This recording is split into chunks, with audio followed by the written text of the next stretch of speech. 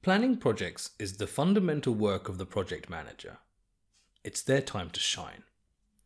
The planning stage is where the project manager creates the most value and demonstrates their expertise.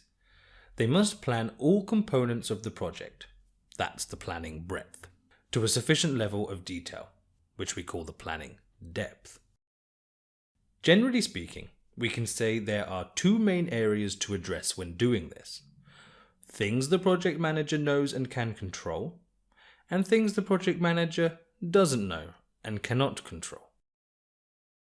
When planning the details they are knowledgeable of, the project manager creates to-do lists, orders the items in a way that is most efficient, and assigns the best people to the appropriate tasks.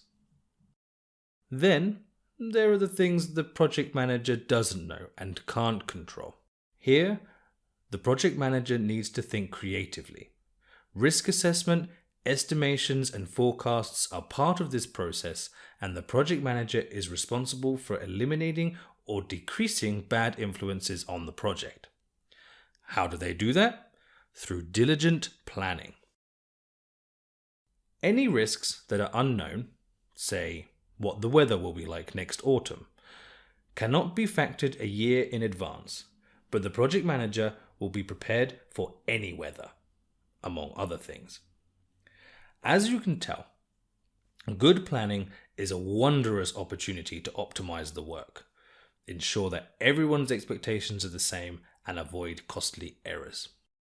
The future always contains uncertainties, so the more planning, the better, right? Right. The more things the project manager plans for, the higher their chances are to complete the project successfully, in that they meet the goal, the timelines, and the budget. And let's not forget to mention the people.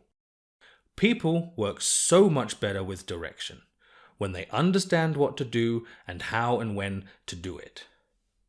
I can't stress this enough. Planning is your strategy to succeed. The reason we are drilling this message so hard is that planning is often criminally underestimated. People think the sooner they move to execution, the better. But that's just not the case.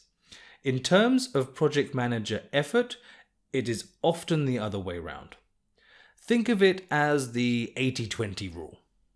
If more effort is expended in the planning phase, less is needed during the execution.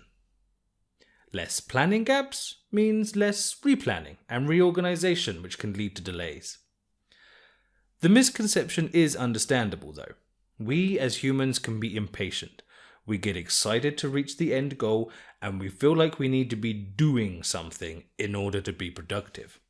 When really, in project management, planning is the most productive we can be, if done properly. So, let's see in the next lesson how bad planning can affect a project. See you there.